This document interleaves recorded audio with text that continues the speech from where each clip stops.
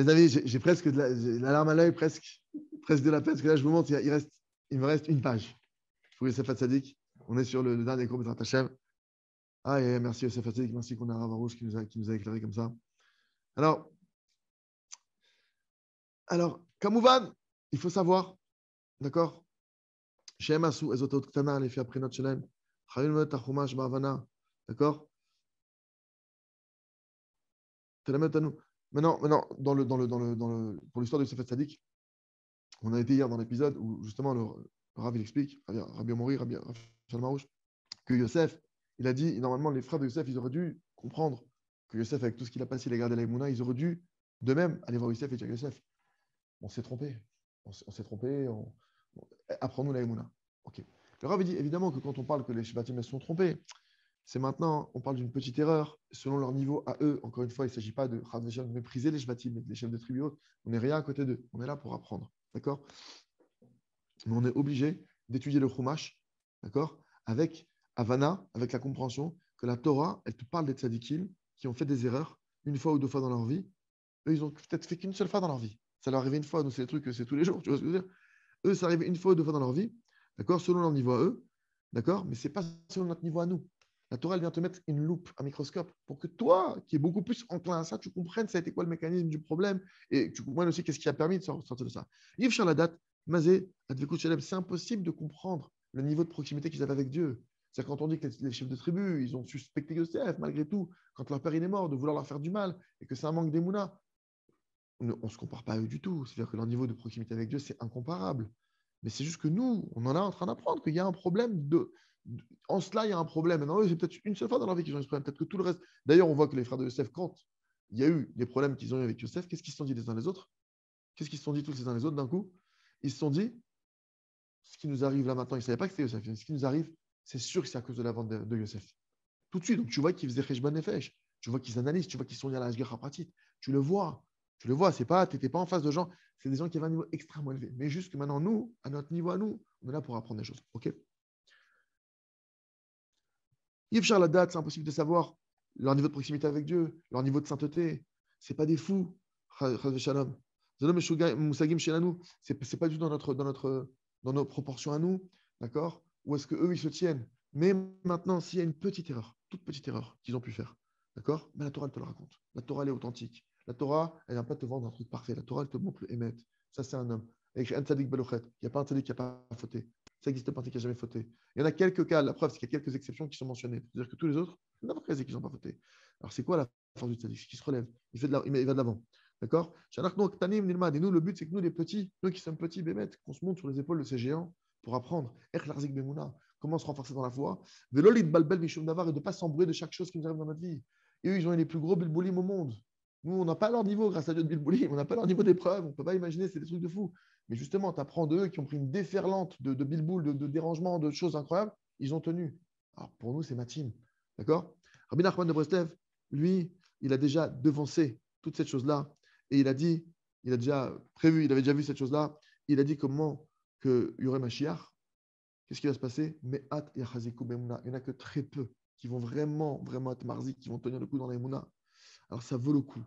Ça vaut le coup, Béhémet, que nous, on fasse partie de ce petit groupe de personnes qui vont vraiment voir la Emouna. C'est de ce groupe-là qu'on doit vouloir faire partie. On n'a pas envie de faire partie des trucs VIP ou j'en sais rien. Moi, je fais partie du groupe de qui ont la Emouna. Moi, je suis arrivé, je suis du groupe de la Emouna. Mais je ne sais pas les autres groupes. La vérité, je ne sais pas si j'ai réussi à ce groupe, mais le groupe de la Emouna, je ne peux pas le louper. D'accord? Et travail chez Kolam Israël. Et espérons, mais c'est notre travail aujourd'hui à chacun. Si on le fait, on peut arriver à ce que ce petit nombre-là, si on travaille comme il faut, ça devienne tout à Israël, ça devienne toute l'humanité. C'est possible. Il faut travailler. Il y a un boulot à faire. Il faut que chacun il décide de dire je vais être un maillon de la diffusion de l'Aïmouna sur Terre. Moi, je fais partie du maillon. Moi, je renforce l'Aïmouna chez moi et je la diffuse aux autres. Je la renforce chez moi, je la diffuse, je la prends, je la donne, je la prends, je la donne. Imna Sata Venatata Bemouna, on va te demander à 120 ans, est-ce que tu as fait du business avec la Emouna? Est-ce que c'est comme une marchandise? Est-ce que tu as commandé la marchandise, vendu la marchandise, commandé, vendu?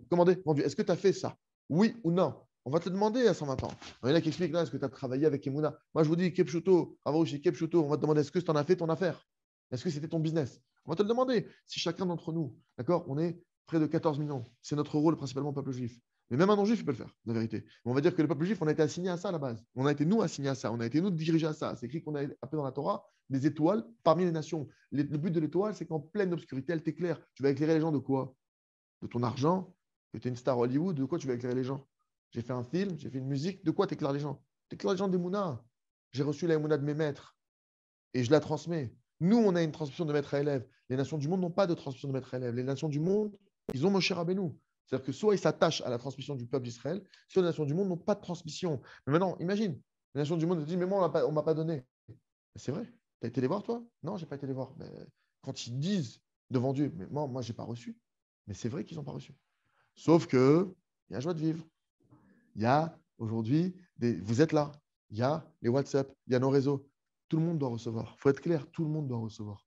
Juif, non juif. Et il n'y en a pas qui disent, non mais d'abord qu'on ait ça chez nous. Regarde, il n'y a pas d'abord qu'on ait ça chez nous. Dans la rue, ceux que tu croises, tu bombardes. Tu bombardes, c'est tout. Dans tes groupes, il y a des juifs et non juifs, tu bombardes. Ce n'est plus une question de juifs et non juifs. À 120, quand Machar qui va venir, le monde entier va devenir juif. Qu'est-ce que ça veut dire? Mais tout le monde va croire en Dieu. C'est quoi être juif? Être juif, d'accord, c'est Israël, c'est Yachar Kel, c'est droit vers Dieu. C'est-à-dire que moi et il y a Hachem. Je suis en lien direct. C'est quoi lien direct? C'est pas moi, je suis en mode VIP. Non, je sais qu'il y a qu'Hachem dans ma vie. Israël, c'est quelqu'un qui vit ici-bas sur terre. Il n'est pas dans le ciel avec les anges. Il est ici-bas sur terre. Mais il vit comme un ange. Comment? Il sait que c'est Hachem. Tout ce qui se passe, c'est que c'est Hachem. L'ange, il voit au travers de la matière. Moi aussi, je vois au travers de la matière. C'est vrai que je vois de la matière devant moi. Je vois des gens, je vois des PV, je vois des trucs. Mais je sais qu'un PV, c'est un forme de master. Je sais que si il me parle mal, c'est qu'il y a un message d'Hachem. Je vis d'une manière qui est complètement différente. Et donc, je vis comme un ange. Et c'est écrit que les anges, ils nous jalousent quand on est comme ça. Parce que eux, c'est normal qu'ils pensent comme ça devant Dieu. Ils sont dans le ciel, ils ont une vision divine constante. Mais toi, tu vois rien. Toi, tu vois de l'obscurité. Mais tu marches comme un ange. Tu parles comme un ange. Tu vis comme un ange. Tu es bien au-delà de l'ange. Les anges, ils peuvent nous jalouser. Tu sais ce qu'est qu'un ange? On ne sait pas ce que c'est qu'un ange. Là, on parle de ça, on croit que c'est une blague. Un ange, ils ont des images bibliques, enfin des trucs, des fausses images comme ça. Un ange, il est là. Ça, c'est qu'un ange. Ça, c'est un ange qui a détruit Sodome et Gomorre. Un ange qui. On ne sait pas ce que c'est qu'un ange. On ne sait pas ce que ça veut dire. Ils sont faits de feu. C'est des êtres de feu. C'est des êtres qui sont suprêmes. C'est des êtres qui sont. C'est des créations de Dieu qui sont. Les anges, ils nous jalousent. Nous, les hommes, faits de chair et de sang, avec nos défauts, ce que tu veux. Quand toi, tu marches comme un ange, comme eux, c'est-à-dire, tu es au niveau de la vision de l'ange. Moi, je veux. La Emouna, elle fait que tu es aveugle de ce monde de chair et de sang, de ce monde de matière, et tu es complètement ouvert au monde réel qui existe. Et c'est pour ça que tu comprends les tzadikim qui ont fait ce travail. Ils te disent des choses, mais comment à l'autre bout du monde? Comment ils ne sont pas là-bas, ils n'ont pas de télé, ils n'ont pas fait de call conférence, ils n'ont pas fait de visio. Comment ils savent? Comment ils savent? Moi, j'ai quelqu'un que je connais qui m'a raconté qu'il a été voir un Rav du Maroc, je crois qu'il s'appelle Rav Moyal. D'accord? Je vous le dis, je vous donne une petite clé. Si vous allez au Maroc, je crois qu'il est dans la tombe de Rabbi David de Moshe. Il y a un Rav qui s'appelle Rav Moyal. Il parle français. D'accord? C'est un Rav qui est aveugle. Vous sachiez, il est aveugle. Je crois je ne sais pas s'il a tout le temps été aveugle. En tout cas, aujourd'hui, il ne voit rien. D'accord? Et j'ai quelqu'un que je connais personnellement qui a été le voir. D'accord? Donc, il n'a jamais vu. Il ne le connaît pas. Il a dit, il m'a tout dit. Moi, ma mère, mon père, il nous a tout balancé. Il a eu des problèmes de couple. Miskin, il a divorcé. Il m'a tout dit. Tout ce qui n'allait pas avec moi et ma femme. Pourquoi c'est passé, pourquoi ça se passe comme ça? Dans quel tikkun je suis rentré? Ça existe. Ils existent, ces gens-là. Je vous parle de lui, il y en a d'autres. C'est ça clair, il y en a d'autres. Ils existent. Mais oui, forcément. Toi, tu le vois, toi, en te disant, Miskin, le pauvre, il voit rien. Mais toi, tu étais dans ton propre couple, tu voyais rien. Lui qui est là au Maroc, il t'explique ce qui se passe dans ton couple. Lui qui est au Maroc, il explique c'est quoi le problème de santé. Lui qui voit rien, que tu vois comme ça, tu as de la peine pour lui. Lui, il a de la peine pour toi. Parce que lui tu vois comme un aveugle. Il dit, Miskin, il a des yeux, il ne voit rien du tout. Et avec ses yeux, il ne voit rien, il ne comprend rien à sa vie. D'accord? C'est nous les vrais Miskinim. Et eux, c'est pour ça qu'il faut ce que l'autre sadikim, eux, ils voient. C'est pour ça qu'on fait chez la Tracham, chez la Trav, un autre sadikim, on demande, eux, ils voient, ils ont des yeux pour voir. Ils ont les yeux de la Emouna, les yeux de la Gdusha, ils sont Gdoshim, Théorim. Quelqu'un maintenant, Dieu préserve, qui a fait des mauvaises choses, des mauvaises pensées, des mauvaises actions, etc., problème de tsini ou tout j'en sais rien. Mais Vadaï qui ne voit plus rien. Mais Vadaï, Rabbi Nachman dit, ton cerveau, il a déjà brûlé. Un homme qui faute avec ses yeux, un homme qui faute dans la pensée, son cerveau, il a brûlé. C'est pour ça que tu es obligé de te coller au tzadikim. Parce que ton cerveau, il ne fonctionne plus. J'ai jamais une femme, mais une femme, tu as fait fauter les hommes. Bah, ton cerveau aussi, il crame. C'est pareil. C'est autonavar. C'est sûr qu'une femme, même une femme, on ramène sur la fille de Rabbi Nachman. D'accord? Je crois que c'était la fille de Rabbi Nachman, la fille du Baal Shem Tov. Ouais, c'était Odel. C'est pour ça qu'on appelle, il y a un truc d'appeler les filles Odel. La fille du Baal Shem Tov qui faisait des télim tout le temps. Elle avait Roch HaKodesh. Elle avait un niveau élevé. Mais plus que ça, il y a même une histoire où elle a contredit, entre guillemets, son père. Elle a eu raison. Et c'était quoi cette histoire? Baal Shem Tov. On est en pleine mer. On est en plein truc. Il y a une tempête qui se déchaîne. Le Baal Shem Tov, il comprend que c'est à cause de lui qu'il y a la tempête. Ils vont mourir. Tout le monde va mourir. Le Baal Shem Tov, il dit, bon, je ne sais pas quoi faire, parce qu'il y avait ses écrits, il avait des trucs, etc. Il hésitait à ajouter ses écrits à la mer pour pouvoir atténuer. Et d'un coup, sa fille, elle a dit, papa, t'inquiète. Non, je crois que. Et on fait comprendre du sexe, c'est soit ses écrits, soit sa fille. Ouais, c'était soit ses écrits, soit sa fille. Elle a failli pour sauter. Et d'un coup, elle a reçu en Hakodesh. Elle a dit, papa, j'ai vu que j'allais avoir quelqu'un de plus grand que moi qui allait sortir. Il y a quelqu'un de moi qui va être plus grand que toi encore qui va sortir. Jette tes écrits. C'était qui? C'était Rabbi Nachman. Le Baal Shem Tov, il a jeté ses écrits. Le petit-fils de Baal Shem Tov, c'est Rabbi Nachman. Donc, Odell a reçu une voyance que son propre père, elle allait jeter. Il était prêt à sacrifier sa fille. Imaginez, on ne parle pas c'est pas des fous, mais c'est que il a amené un message au monde et Hachem, il a fait que. Bref, donc même ce que je veux dire par là, c'est que même une femme, même un non-juif, on l'a vu encore aujourd'hui, j'écoute encore du Rav Rouge, même quelqu'un de simple qui travaille, il peut arriver à des niveaux très élevés. Le niveau de proximité que tu as avec Dieu, combien tu vis avec Hachem dans ta vie, ça, c'est quelque chose qui est dans ton cœur. Et il y avait une histoire dans la Gemara justement d'un type qui était médecin. Il y avait une histoire, je crois, avec Abaye. Abaye recevait toutes les semaines du ciel une voix céleste qui disait Shalom. Il recevait le shalom du ciel, un shalom divin toutes les semaines. Mais Abaye, il a entendu parler qu'il y avait un type qui était médecin qui recevait shalom tous les jours. Il a dit c'est qui ce type qui reçoit shalom tous les jours et pas moi?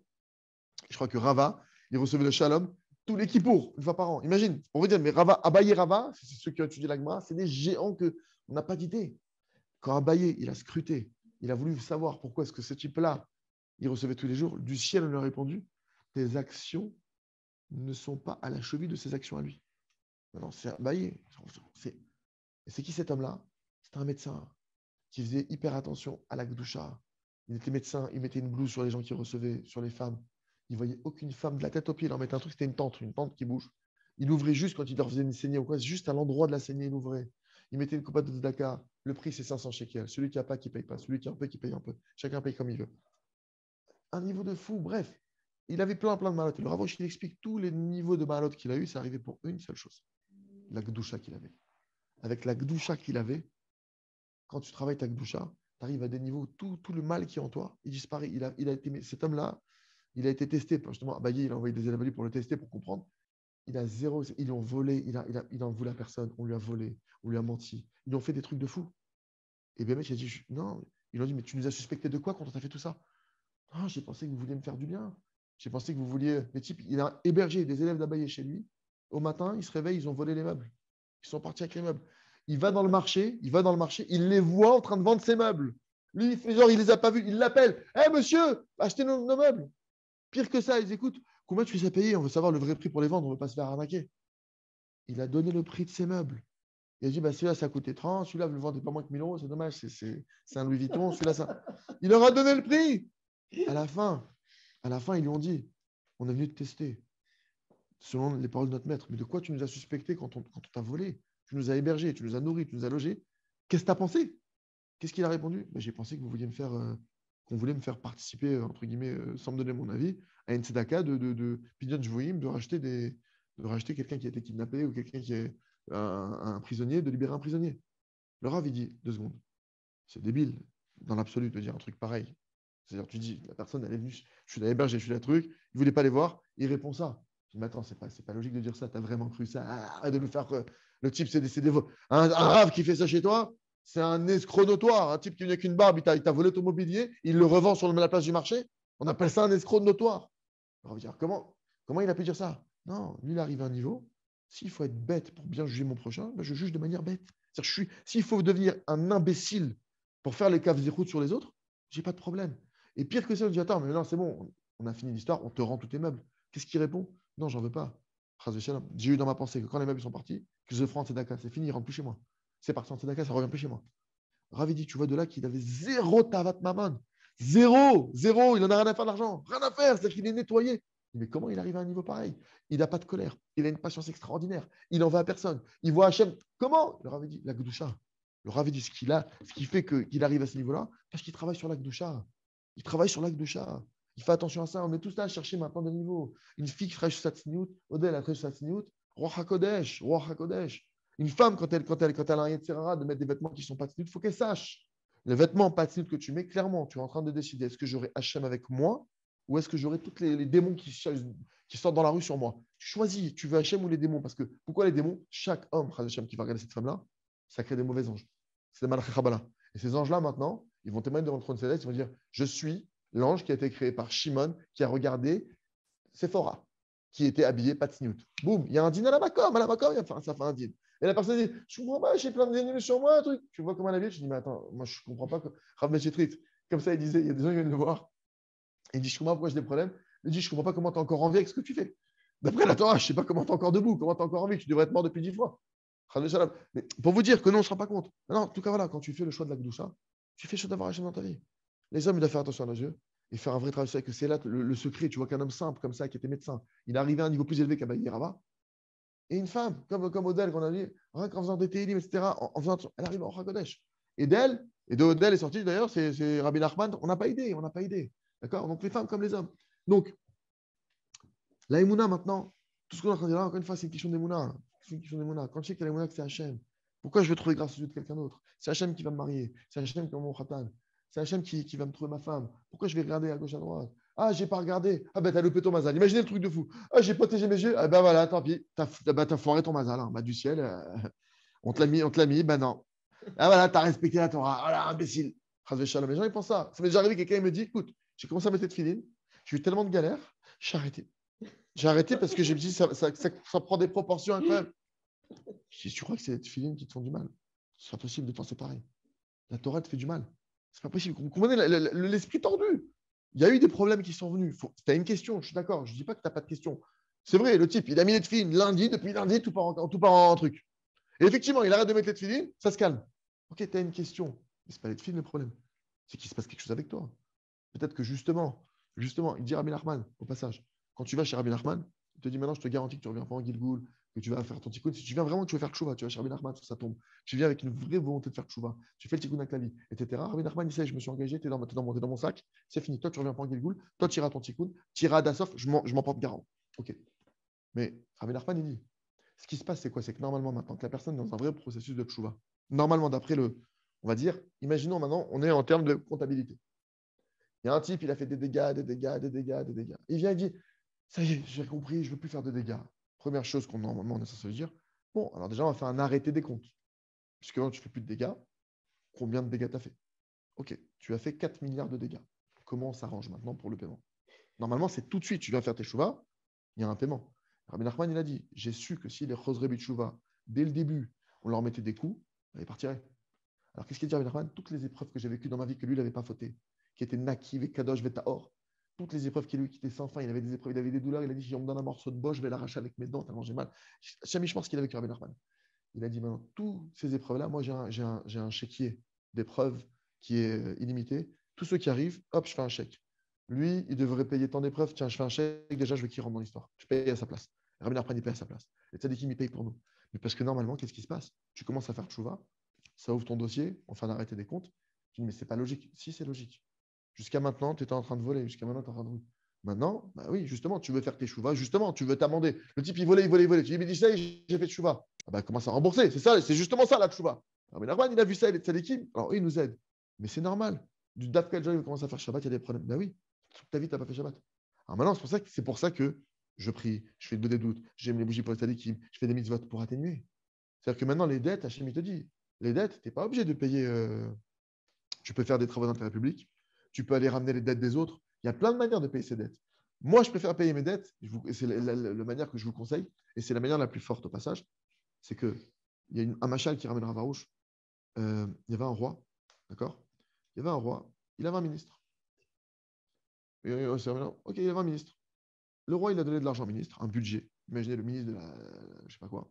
Il a un budget, c'est dans les caisses de l'État, ce ministre-là, c'est son budget. Il dit tu vas aller dans telle ville, ok, ou je ne sais plus où, et tu vas faire les travaux nécessaires, les travaux urbains, les trucs, les rues. Le fait est que ce ministre, qu'est-ce qui s'est passé? En chemin, il est au casino, il est au restaurant, il a pris des beaux hôtels, il a tout flambé.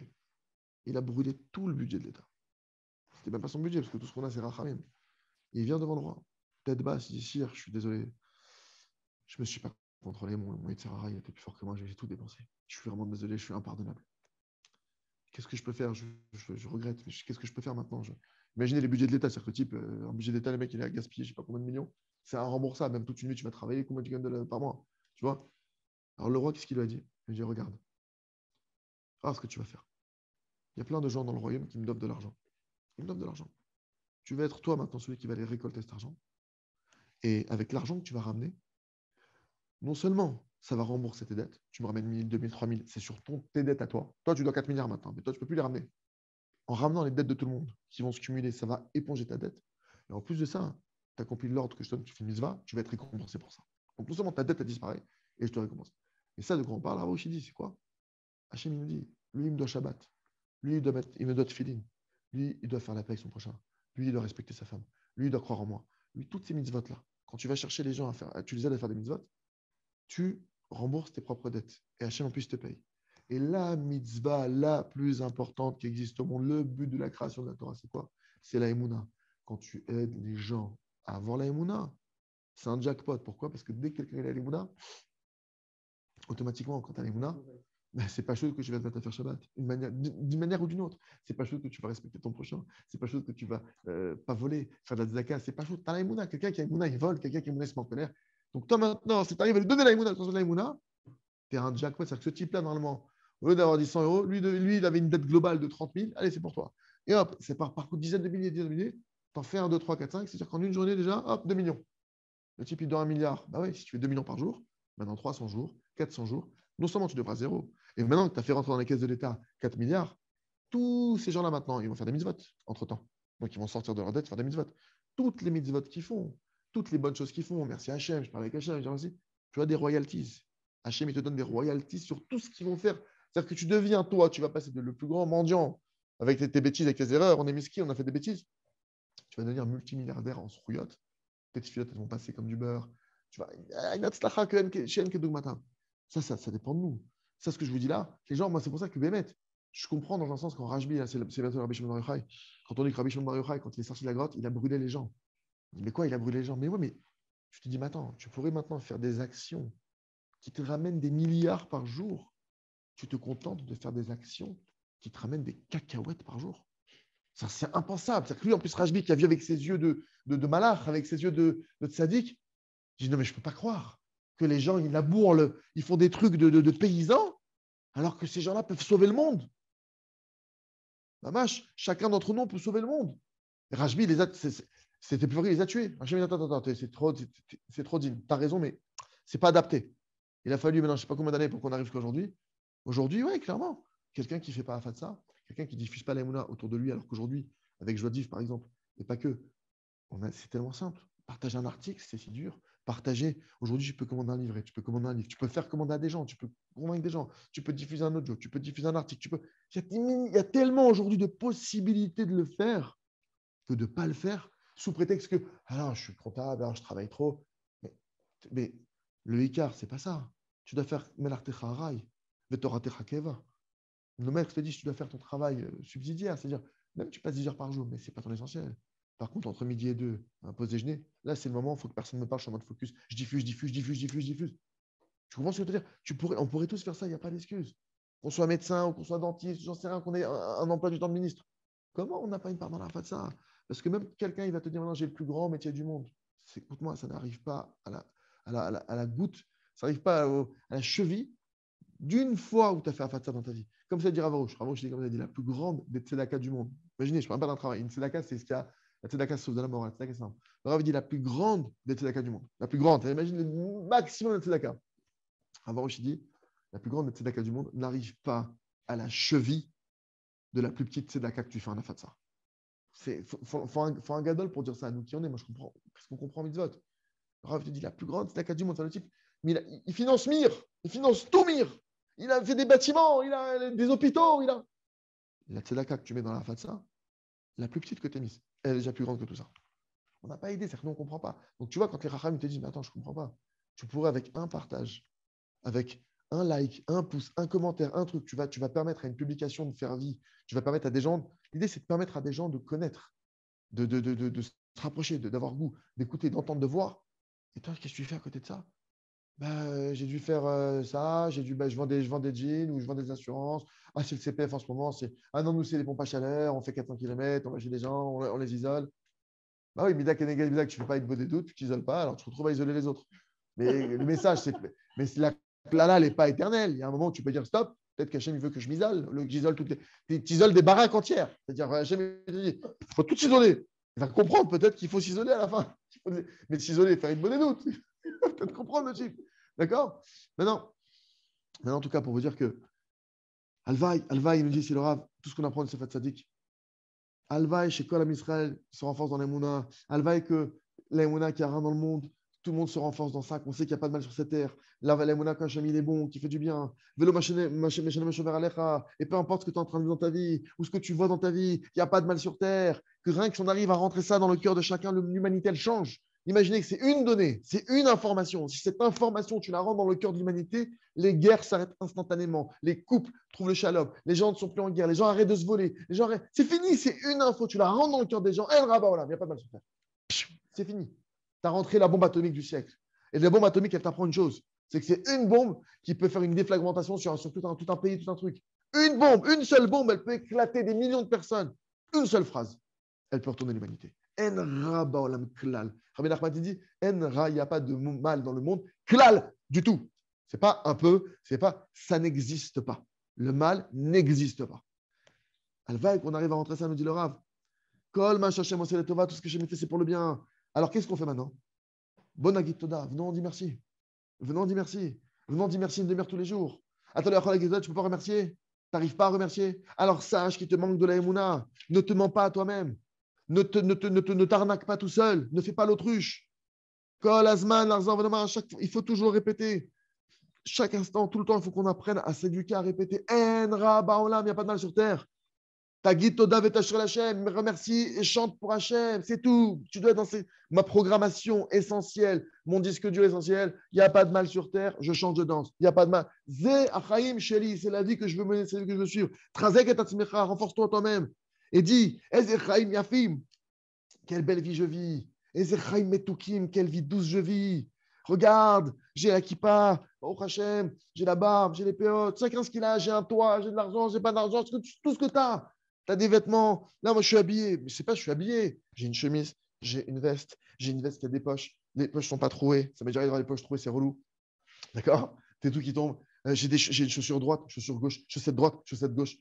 Bon, caleçon, ok, t-shirt. J'ai mes clés, j'ai un téléphone portable qui filme. Bon, j'ai un micro. Je suis assis sur une chaise. Il y a une table. Rien que regarde en un instant ce que j'ai. J'ai des cheveux. Il y en a qui n'ont pas de cheveux, les pauvres. Perte de cheveux. Ils préservent qu'ils ont des pelades. Bon, mes cheveux, ça va bien. J'ai de la barbe, je vois, j'entends, je respire, je parle, j'ai des émotions, mon cœur y bat, je me sens bien. Regarde, rien que sur, juste, je ne t'ai même pas parlé, je ne vous parle même pas de ma famille, les cadeaux qu'Hachem me fait, qu'on étudie la Torah maintenant, combien ça vaut d'étudier la Emouna maintenant, combien ça vaut maintenant qu'on est en train de se renforcer, combien ça vaut, Bémet, si la brigade du kiff de la Emouna, elle passe, là, combien on va prendre? On prend perpète tout de suite, je vous dis. Bémet, réjouis-toi, souris, c'est ce qu'il dit le Rav ici. Regarde ce que tu as. Le chol d'or dans chaque génération. Et il faut chercher dans chaque génération qui est au niveau de nous apprendre la Emouna. Et on doit faire cette recherche. Bon, vous avez compris qu'on a trouvé, nous, grâce à Dieu. Ravarouche, c'est le bas Emouna du Dor. Comme l'a dit Rabbi Pinto, les clés de la Emouna, elles ont été données au Ravarouche dans la génération. Il y a 20 livres, plus de 20 livres de 450 pages qui te détaillent ce que c'est que la Emouna dans tous les domaines de ta vie. Tu ne peux plus faire l'aveugle. Ces livres, ils sont traduits en 13 langues. On les a mis en e-book, on les a mis en audiobook. On est en train de les rentrer sur toutes les plateformes. Tous les livres du Rav Arush sont disponibles sur Amazon. Ils sont sur Kindle Unlimited. C'est plus possible. Aujourd'hui, tu mets $10 par mois, tu as tous les livres du Rav en illimité en e-book. C'est plus possible. On veut arriver à un matzav que l'humanité entière, elle se recouvre de la Emouna. C'est écrit que Mashiach, il va se révéler quand l'humanité tout entière, de la même manière que les mers recouvrent la terre, quand le Da'at Hashem, quand la connaissance d'Hachem va recouvrir la terre, alors Mashiach, il va se dévoiler. Nous, on s'imagine Mashiach, il va venir, il va faire du boulot. C'est à nous de faire le boulot pour qu'il se révèle. Mashiach, quand il y a des rabbinim qui disaient 2 secondes, on veut qu'il vienne, mais on n'est pas encore prêt. Pourquoi on n'est pas encore prêt? On veut que quand Mashiach il vienne, le monde entier, on l'a tapissé des mounas. Et quand Mashiach il vient juste couper le ruban rouge pour l'ouverture du bal. Il dit ça y est, le bal est ouvert, le Beit HaMikdash se construit, on y va tous ensemble. Mais on a fait le travail. Le Beit HaMikdash, il est détruit aujourd'hui. Le Beit HaMikdash, c'est qu'il serait détruit. Même aujourd'hui, si le Beit HaMikdash n'est pas reconstruit, c'est qu'il serait détruit. Comme ça, c'est écrit dans la Gemara. Parce que le Beit HaMikdash, sa fonction, c'est qu'on réside dans le cœur. Qu'Hachem réside dans notre cœur. C'est quand Hachem va résider dans notre cœur à nous tous, qu'alors le Beit HaMikdash, il va revenir. Nous, notre travail, c'est ça. Je fais tout pour faire résider Hachem dans mon cœur. Et je fais tout pour qu'Hachem réside dans le cœur des autres. Et je fais ce travail. Et je fais mes sirout nefesh. Et j'arrête de penser à ma poche. J'arrête de penser à mon argent. J'arrête de penser à ma vie. J'arrête de penser à ma carrière. Je comprends que là, aujourd'hui, il s'agit de penser à la carrière d'Hachem. Jusqu'à quand Hachem il va être mis au dernier rang? Jusqu'à quand Hachem il va être relégué à Kadosh Baruch Hu? Il y a une histoire dans la Gemara. Il y a un Rav, il est parti voir son élève. Il lui a dit Il a dit quoi? Il a dit, je veux que tu ailles voir maintenant dans chaque maison du peuple d'Israël, je veux que tu ailles voir tous les pauvres qu'on a dans notre communauté, je veux que tu ailles voir s'ils ont une chaise. Est-ce qu'ils ont une chaise? Vérifier s'ils ont au moins une chaise. Il est parti, il a fait le tour de tous les pires pauvres, les pauvres les plus trucs. Il est revenu, il a dit, j'ai vérifié, franchement, bah, au Hachem, une chaise, ils avaient. Une chaise, dans la vérité, je ne vous dis pas l'état de la chaise, mais il y avait une chaise. Le Rav, qu'est-ce qu'il lui répond? Akadosh Baruch Hu Be'atzmo, il n'a pas de chaise sur cette terre. Hachem, il n'a pas d'endroit où siéger. Hachem, il n'a plus son trône. Hachem, il n'a pas de Beth Amikdash. Nous, on devrait avoir honte. On a une maison, on a un toit. Akadosh Baruch Hu, son toit, il n'est pas là. Hachem, il a été prêt à détruire sa maison. Hachem, il a détruit sa maison pour que nous, ses enfants, restent en vie. Et nous, ses enfants, maintenant, Hachem, il n'est plus là dans notre maison. On dit, ah, oh Hachem, j'ai un canapé en cuir. Ah, merci Hachem, il fait bon. Ah, du masgan. Ah, merci Hachem pour le masgan. Mais tu dors tranquille que ton père, il n'a plus où dormir. Ton père qui, lui, il a vendu sa maison. Il a cassé sa maison pour que toi, tu vives. Bichlal, que tu vives, on serait mort.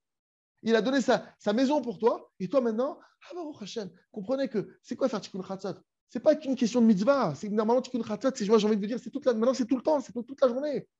Tu réfléchis, tu penses au tsar d'Hachem. Tu penses au tsar d'Hachem. Il faut savoir une chose, qu'Hachem, il voit toutes les tsarots de tout le monde. Quand toi, des fois, tu as un peu de tsar, Hachem, il est avec toi dans ton tsar. Hachem, il supporte le tsar de tout le monde. Quand tu te rends compte, il y a encore un attentat. Mais Hachem, il voit toutes les tsarots à chaque instant. Il voit ses enfants qui partent dans le décor. L'autre, il est en Thaïlande, l'autre, il est en truc, l'autre, il fait pas, l'autre, il frappe sa femme, l'autre, il bat ses enfants, l'autre, il truc, l'autre, il trompe, tu trahis, il vole. Hachem, il voit tout ça, il voit ses enfants qui se perdent, mais il n'en voit pas un point deux. Quand tu as un enfant qui se détourne, comment ça déchire les parents? La Gemara, elle te dit qu'il n'y a pas pire. C'est pire que Gog ou Magog. La Gemara, elle te dit que pire que Milchemet Gog ou Magog, que maintenant la guerre de Gog ou Magog, c'est quoi? D'avoir un enfant qui tourne mal. La Gemara te dit ça, c'est les souffrances d'un enfant qui tourne mal sont beaucoup plus hautes et plus puissantes que Gog ou Magog. Mais Akadosh Baruch Hu voit tous ces enfants qui tournent mal en simultané. En simultané, il les voit tous. Et nous, on est là à dire quoi? Je ne comprends pas, je ne suis pas là par ça, je ne comprends pas, c'est pas comme je veux. Mais ton père, il n'a plus où dormir. Je ne comprends même pas comment tu es en train de discuter avec une autre chose. Là. Trouve-lui en toi. Nourris-le, fais quelque chose. Kibbout Avem. Kibbout Avem avec Hachem. Comment je fais Kibbout Avem? Tu diffuses la Emouna. C'est mon Kibbout Avem que je fais à Hachem. C'est ma manière à moi de faire Kibbout Avem. Hachem, je ne vais pas laisser faire. On va le reconstruire ce Beth Amikdash. Je vais parler toi à tout le monde. Je vais diffuser autour de moi. Les gens, j'ai compris parce que tu n'es pas dans notre cœur. Alors la maison ne peut plus se reconstruire. Hachem, je vais reconstruire ta maison comme ça. Chacun peut participer, mais de manière active, pas en dormant, pas en disant, les gens, oui, want Mashiach. Ça ne suffit pas. Le Rabbi Lubavitch, il a dit, arrêtez de frotter le bouton de votre veste. Mashiach, il est prêt à venir. C'est plus là le problème. Le problème, il n'est plus ici. C'est pas pourquoi il a dit le bouton de la veste. Pourquoi le Rabbi Lubavitch, il a dit, arrêtez de frotter le bouton de la veste. Arrêtez de travailler de manière extérieure. Arrêtez de croire d'avoir des beaux vêtements. Je fais Shabbat, je mange kasher, ça y est, ça suffit. Dans ton cœur, qu'est-ce qui se passe dans ton cœur? Dans ton cœur précisément, qui est-ce qui vit dans ton cœur? Tes honneurs, ta tristesse, ta dépression, qu'est-ce qui vit dans ton cœur? Hachem, il dit, sors toutes ces idoles que tu as dans ton cœur. Toutes ces idoles, toutes les choses qui nous écartent d'Hachem. C'est une avoda à faire. Maintenant, ça, encore une fois, je dois le faire pour moi, je dois le faire pour les autres, et je dois diffuser. Et Bémet, tout le peuple d'Israël, il doit s'engager dans l'armée de la Fatsa. Mais tout le peuple d'Israël, et je parle directement la Fatsa de la Emouna, les livres du Rav Arush, les enseignements du Rav Arush, qui sont aujourd'hui les enseignements les plus accessibles, les plus clairs, traduits en 13 langues. Tu peux me sortir 13 langues, je te dis oui, c'est bon, on a. Vous avez en russe? Oui, on a en russe. Vous avez en yiddish? On a fait aussi en yiddish. En arabe, c'est en cours de traduction. On est en train de mettre en place le truc, ça n'existe pas. Hachem, il a préparé le terrain. Parce que ce date-là, pourquoi ces livres-là spécialement? Pourquoi ces enseignements-là spécialement? Ils sont en je ne sais pas combien de langues, parce que ça y est, il faut que l'humanité, elle goûte à ça. L'humanité, elle a besoin. C'est le remède de l'humanité. Et nous, maintenant, encore une fois, c'est un mérite qu'on a maintenant. Mais pas simplement, je fais afat ça. Est-ce que je suis prêt à faire mes siroutes, mes fèches pour Hachem? Est-ce que je suis prêt à faire mes siroutes, mes fèches pour Hachem? Est-ce que je suis prêt maintenant à dire, t'es quoi, Hachem? Ma parnassa, gère-la de toute façon, c'est toi qui la gères. Moi, je me consacre. On doit être maintenant les Kohanim de la génération. Les Kohanim, ils font pas, ça n'existait pas, le Kohen. Ah, le Kohen, il n'est pas là pour le Korban? Non, il est informaticien, il finit un logiciel, 2 secondes. Il finit son logiciel, il te fait le Korban, t'inquiète pas. Le Kohen, il était là au Beth Amikdash, il ne bouge pas, il y a une mishmar. Il n'y a pas un juif qui doit se rapprocher, tout de suite, il y a quelqu'un qui le prend en main. Viens, le Korban de la chaîne de se rapprocher. Dès qu'un juif qui était là, hop, le Kohen, il le prend en main. Voilà ton Korban, comment on va lui faire? Ce qu'on fait à ton Korban, on aurait dû le faire à toi. Fais tchouba, renforce-toi, reprends. C'est écrit que nos maîtres, si on savait c'était quoi Beth Amikdash, les gens, ils avaient des avérotes sur eux. Quand tu fais une avéra, ça te voit la chaîne. Nos maîtres, ils disent, tu rentres au Beth Amikdash, rien que tu rentres au Beth Amikdash, tu ressortais, c'est fini. Les voiles étaient tombés. Tu revoyais Hachem de tes yeux. C'est-à-dire que nous, on est là à vivre, on s'est habitué à vivre dans le voile, l'obscurité d'Hachem. On pourrait ne serait-ce que rien qu'une fois, je passe la porte du Beth Amikdash, rien qu'une fois, je la passe, je revois la lumière d'Hachem dans ma vie. Je vois Roi HaKodesh, je suis déjà dedans, je vois la Shrina, je vois tout devant moi. Vous savez d'où on a une preuve de ça? On a une preuve explicite de ça. Vous avez entendu parler de l'histoire de Yosef Meshita. Yosef Meshita, D'accord? Il faut apprendre chaque histoire, tu peux passer à côté du message essentiel. Yosef Meshita, c'était un renégat du peuple d'Israël à un tel niveau que quand les Romains ils ont détruit le Beth Amikdash, ils ont eu peur de rentrer dedans. Quand ils ont fait des brèches, etc., ils ont eu peur. Ils ont dit non, on a peur, on va. Eux-mêmes, ils ont eu peur de la sainteté du Beth Amikdash. Il a dit il faut qu'on trouve quelqu'un qui soit assez fou pour rentrer dedans. Et on va lui promettre quelque chose. Ils ont dit voilà, on lui a dit ouais, il y a un juif, il s'en fout de tout. Il s'appelle Yosef Meshita. Il a dit tu sais quoi? Eux, ils ont voulu voir s'il allait mourir ou pas. Il a dit tu sais quoi? Tu rentres au Beth Amikdash, tu prends ce que tu veux, c'est pour toi. Lui, il a dit ah ouais? Oh, ok, j'y vais. Imaginez déjà ce juif-là, de quel juif on parle? Il rentre dans le Beth Amikdash. Qu'est-ce qu'il a décidé de prendre? La menorah. Il a pris le truc le plus gros. Il sort la menorah. Imaginez le type qui se dit je me barre avec la menorah du Beth Amikdash. Zéro scrupule. On parle d'une crapule, entre guillemets, à ce moment-là. À ce moment-là, tu dis mais c'est un rachat. Imagine, tu vois un juif qui rentre et qui pille le Beth Amikdash devant tes yeux et qui sort avec la menorah. Tu vois ça? Il sort avec la menorah. Qu'est-ce qu'ils disent les Romains? Les Romains, ils disent non, non, mais on t'a dit de prendre ce que tu veux, mais ça, c'est pour l'empereur. Ça, tu ne prends pas une menorah. Il ne faut pas exagérer non plus. Prends un gros truc, prends un truc. Pas la menorah. Tu as exagéré. Ça, ça va être offert à l'empereur. Et je dis ah bon, mais non, mais. Il dit non, non, vas-y, retourne au Beth Amikdash, prends autre chose. Et ils disent retourne au Beth Amikdash. Qu'est-ce qu'il répond à cette Meshita? Il dit ah non, non, je ne peux pas retourner. Comment ça, tu ne peux pas retourner? On te tue si tu ne retournes pas. Non, non, je ne peux pas retourner. Mais comment ça? Qu'est-ce qu'il répond? J'ai énervé une fois mon créateur. Je ne l'énerverai pas deux fois, c'est fini. Mais comment ça? Ils l'ont mutilé, ils l'ont écartelé, ils l'ont tué, il n'est pas retourné. Il dit, mais comment c'est possible? Ce type-là, il y a 2 secondes, il rentre au Beth Amikdash, le cœur léger, le cœur plein d'entrain, il ressort avec la menorah à l'instant d'après. Le maître dit, ça c'est le Beth Amikdash. Tu rentres au Beth Amikdash un instant, ce type-là, pourquoi est-ce qu'il en était venu à penser comme ça? Il avait des voiles autour de lui, il ne comprenait rien à sa vie, il avait des dynimes autour de lui, il ne voyait plus Hachem, Béhémet, il ne faisait plus rien. Une fois il est rentré au Beth Amikdash, c'est fini, il donne sa vie, Kiddush Hachem, il meurt en martyr. Ça c'est Beth Amikdash. On ne se rend pas compte ce qu'on a perdu. On ne se rend même pas compte, c'est tellement quelque chose d'énorme qu'on ne peut même pas réaliser ce que c'est que d'avoir perdu la proximité avec Hachem à ce niveau-là, de vivre avec Hachem à un tel point que le plus petit des juifs qui passe au Beth Amikdash, il donne sa vie sans réfléchir pour Hachem. C'est-à-dire que nous, aujourd'hui, quand on entend les histoires des gens qui ont fait les martyrs, qui ont été martyrs, qui ont donné leur vie, c'est des mamages, c'est des corbanotes, c'est des tzadikim. Pour nous, et c'est la vérité, c'est un niveau hyper élevé. Mais il faut comprendre que le plus petit des juifs qui passait la porte du Beth Amikdash, il donnait sa vie sans réfléchir pour Hachem. Ça veut dire qu'il y avait un degré de proximité qui était tellement, on a perdu ça. Et nous, on est là à dormir. Mais Hachem, ma vie c'est compliqué, et il m'arrive ça, et l'alia, et ces trucs, et c'est dur, et Hachem, il y a les voisins, la voisine elle a une fuite d'eau, ça rentre chez moi, j'en peux plus. Il faut traiter tout ça, mais au contraire, toute cette sarotte que tu vis, comprends. Combien Hachem il les vit fois 1 milliard de fois plus. Toi, tu as une Sarah chez toi, c'est l'enfer. Regarde ce qu'Hachem il vit, regarde dans quel, entre guillemets, quel enfer il est. Normalement, dès que j'ai une Sarah, ça me rappelle qu'Hachem aussi, je prie pour Hachem.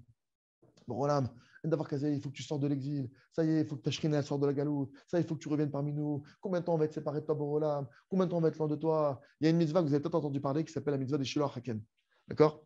Et la mitzvah de Shiloh Haken, c'est quoi cette mitzvah-là? Elle est très particulière. Et ça, pareil, il faut être clair et net. Si ce n'est pas la Torah qui t'explique c'est quoi la morale, tu te trompes. Il n'y a que la Torah, le mode d'emploi du créateur, du seul et de l'unique créateur, qui lui va t'expliquer c'est quoi être quelqu'un de bon, être quelqu'un de droit et de moral. Il y a une mitzvah des Shiloh Haken. Shiloh Haken, c'est quoi? C'est une mitzvah quand une maman, un oiseau, il couve ses petits. Imaginez la situation, une maman oiseau, toute mignonne comme ça, qui ne veut pas que ses petits meurent. Il y a une mitzvah de venir et de faire dégager la maman et de prendre ses œufs. On dit, attendez, peuple d'Israël, c'est écrit, vous êtes miséricordieux, fils de miséricordieux, c'est hyper cruel. Imaginez quelqu'un qui ne connaît rien, juif ou non juif, mais vous êtes cruel. Si Greenpeace il m'attrape là, tu vois, il t'embarque le mec. Mais comment ça, tu as touché un pigeon qui couvre ses enfants? Et Béhémet, tu dis, nous, a priori, c'est cruel. Qu'est-ce qui se passe dans le ciel? Béhémet, c'est vrai. L'ange qui est préposé aux oiseaux, il y a des anges pour chaque chose. Chaque pouce d'herbe, elle a un ange derrière. Pour te dire, chaque chose dans la création, il y a un ange qui est derrière qui est préposé à ça. L'ange qui est préposé à cet oiseau, à la makom, quand le juif il fait ça, il va dans le ciel tout de suite et il commence à dire Hachem, regarde ça, il a séparé la maman de ses petits, et ses petits, comment ils vont vivre, et cette maman, il lui a brisé le cœur. Et au moment où il commence à se plaindre devant Hachem, il y a plein d'autres anges accusateurs qui, comme d'habitude, dans l'habitude nous, qui se mettent sur la tête des juifs. Il y a plein d'anges qui arrivent, ça marche pareil dans le ciel, d'accord? C'est peut-être les Palestiniens du ciel spirituel, je ne sais pas, d'accord? D'accord, ils se mettent tous sur nous et ils commencent à dire à Hachem, imaginez, il y a une cohorte de trilliards, de milliards, des myriades d'anges qui commencent à crier sur ce juif-là. Comment c'est possible? Il faut le punir. Il a séparé la mère des enfants. Il a fait truc, etc. Et cette mitzvah-là, pourquoi je dis ça? Parce que cette mitzvah-là, c'est écrit que celui qui l'a fait, ça amène une miséricorde extraordinaire sur tout le peuple d'Israël.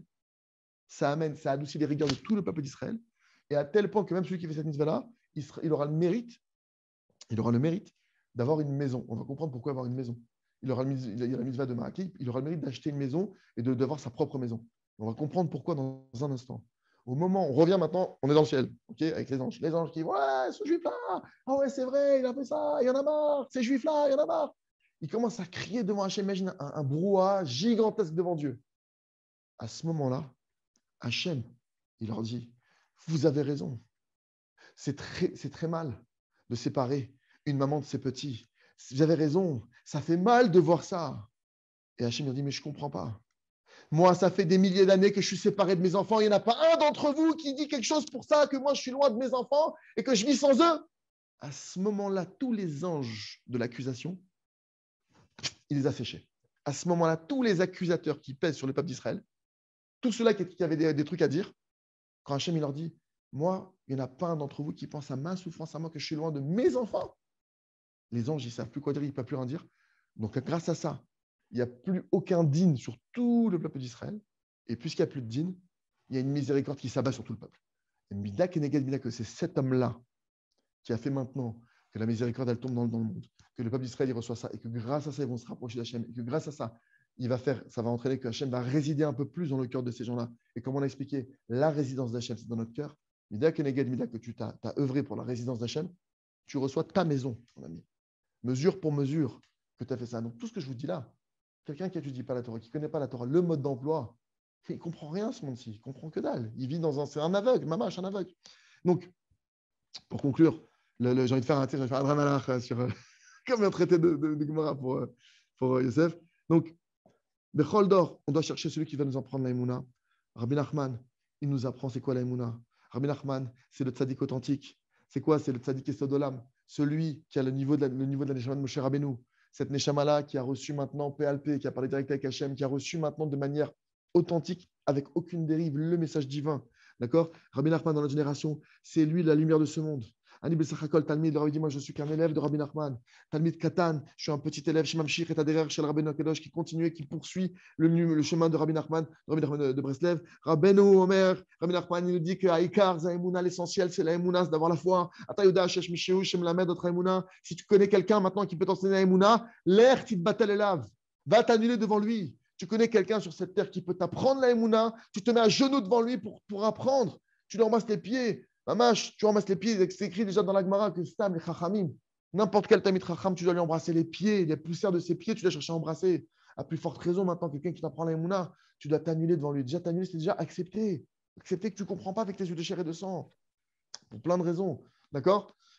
Kitiskeru, souvenez-vous. Bishvilma Banu Lalamazé. Pourquoi est-ce que l'on est sur cette terre? L'Iskot, les Mouna Shenema. On méritait d'obtenir et d'atteindre une foi parfaite. Ma Tachlit Shelanu, c'est quoi notre but? Avoir une foi parfaite, se répéter, c'est ça le but. Mon but, c'est pas de faire l'alia. Mon but, c'est pas d'être un tzaddik. Mon but, c'est pas de finir le chasse. Mon but, c'est pas de faire du chesed. Mon but, c'est d'avoir la Emouna chez les mains. Ça doit être clair, c'est ça que je cherche à avoir. Alors, c'est vrai que je vais être amené à faire du chesed, je vais être amené à étudier la Torah, je vais être amené à faire plein d'actions. Mais c'est quoi le but? C'est quoi l'objectif? Comment tu vas savoir que tu te rapproches? Le but, c'est la Emouna chez les mains. Et c'est pas compliqué. Quelqu'un qui a la Emouna, il est dans la joie. Donc, c'est facile de se mesurer. Tu vois que tu n'es pas dans la joie, ok, tu t'es écarté du but, rapproche-toi. Tu vois que tu es triste, tu t'es écarté du but. Tu vois que tu es jaloux, tu t'es écarté du but. Tu as de la haine, tu as de la rancœur, tu as de la rancune, tu t'es paresseux. Tu as un problème d'émouna, tu t'es écarté du but. Au contraire, relève-toi, remets-toi à travailler. Az, si tu vois qu'il te manque de la émouna, et si tu vois que concrètement, c'est quoi la première chose à faire quand je vois qu'il manque de la émouna, va chercher quelqu'un qui va t'apprendre la émouna. La première chose de bon sens, tu vois qu'il te manque quelque chose, trouve quelqu'un qui en a et qui peut t'en donner. Et Yosef Hatzadik, c'est lui la dougma, c'est lui l'exemple par excellence, de manière extraordinaire, de c'est quoi cette émouna-là dont on parle, les Hashem. Alors, Hachem nous aide, Hamash. Ça va être mis en ligne, hein, si vous voulez, on reverra, vous pourrez revoir ceux qui veulent. En tout cas, voilà, moi ce que j'espère, je vous dis la vérité, ce que j'espère de tout mon cœur. Et moi, c'est ce qui me motive quand je prends la parole aujourd'hui. Hamash, le Ravarouche, il dit, quand je vais voir des gens, moi, quand je fais un cours, il dit, je ne veux pas simplement leur enseigner la Torah, je veux en faire des balais de chouva. Je veux que ce soit des vrais repentants. Je veux que ce soit vraiment des gens qui se rapprochent d'Hachem. C'est-à-dire que tu apprennes à faire une bonne des doutes, que tu apprennes à faire Cheshbon Nefesh. Moi, je vous dis la vérité, je suis un peu, entre guillemets, c'est mon rave, c'est vrai, mais moi, au Makavana, je veux que tout le monde devienne des Mefitzim. Moi, ma kavana, si je parle aujourd'hui, je veux que tout le monde comprenne que cette émouna-là, ce que je dois débriefer, ce que chacun y fait, c'est pas que mon rôle à moi, c'est pas que mon projet à moi, c'est le projet de l'humanité. Et oui, on serait très heureux d'avoir des demandes à gauche, à droite, au milieu de gens, juifs, non juifs, peu importe, religieux, pas religieux, entre pratiquants le méchané, de gens qui disent on a compris c'est quoi l'émouna, on a compris son importance et on veut faire partie de ce maillon-là, on veut être une partie de cette chaîne. Qu'est-ce qu'on doit faire? Qu'est-ce qu'on peut faire? Voilà, moi j'ai ça et ça et ça. Moi, j'ai du temps, moi, j'ai de l'argent, moi, j'ai des relations, moi, j'ai un réseau. Moi, je sais que chacun il se mette à dire voilà, comme au Beth Amikdash, le Beth Amikdash, il est construit de Kol Nidvat Libo. Il est construit de tous les cadeaux du cœur de chacun. Chacun, il venait au Beth Amikdash avec ce que lui, il était prêt à offrir. Moi, je veux que chacun qui entende ces paroles, il réfléchisse. Qu'est-ce que tu es prêt à offrir pour la Emouna dans le monde? Qu'est-ce que tu es prêt à offrir pour qu'il y ait une personne de plus qui se mette à croire en Dieu, ne serait-ce qu'une personne de plus qui entend une parole? Une personne, qu'est-ce que tu es prêt à faire pour cette personne? Qu'est-ce que tu es prêt à donner? Chacun ce qu'il peut. L'autre, il a une compétence, l'autre, il a une faculté, l'autre, il a des moyens. Chacun, on a tous reçu quelque chose. Au Beth Amikdash, même le pauvre, il pouvait participer. Même ceux qui n'avaient pas d'argent, ils ont construit le côté à la Maharavi. Vous comprenez? Aujourd'hui, même si tu n'as pas d'argent, tu peux partager. Ça ne coûte pas d'argent de faire un partage sur Facebook ou de faire un partage. Vous comprenez? Aujourd'hui, BMF, Hachem, il a donné la possibilité que le Beth Amikdash, on puisse tous avoir une part et qu'on puisse tous faire en sorte que Hachem y résine et qu'il règne dans nos cœurs. Donc, Bezrat Hachem, je me souhaite que ça règne dans mon cœur. Toutes ces paroles-là, je vous le dis, je le dis essentiellement pour moi. C'est à moi que je m'adresse. Je vais faire tchouva, je vais me rapprocher d'Hachem. Et j'espère, Bezrat Hachem, qu'en m'ayant entendu parler, ça va entraîner quelques personnes à aussi prendre ce chemin et qu'on soit tous ensemble, Bezrat Hachem, quand Mashiach va venir, qui vienne nous dire merci, qu'on puisse le serrer dans nos bras et lui dire Mashiach, on a réussi. Mashiach, on a réussi notre coup. Hachem, tout le monde croit en lui. Qu'on puisse dire Mashiach, on a gagné. Bezrat Hachem. Razak, Venit Razek.